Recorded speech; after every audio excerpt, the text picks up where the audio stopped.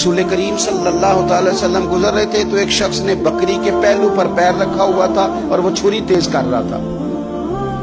यानी बकरी को उसने गिराया हुआ है, लिटाया हुआ है और पहलू पर पैर रखा हुआ है और साथ साथ वो छुरी तेज कर रहा है। तो नबी पाक सल्लल्लाहु अलैहि वसल्लम ने क्या खूबसूरत बात इरशाद फरमाई।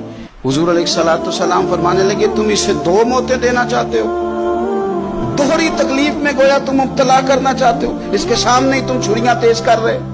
हुजूर फरमाने लगे 2 मौतें देना चाहते हो, चाहिए था कि पहले से ये सारे औजार तुम्हारे तैयार होते तो उस दिन किसी इमरजेंसी का शिकार ना हो। 3 दिन शरीयत ने इसीलिए तो रखे थे, इसीलिए तो वक्त रखा था। आप इस तरह का कोई माहौल ना बनाए जिससे जानवर को भी तकलीफ हो, अजियत हो।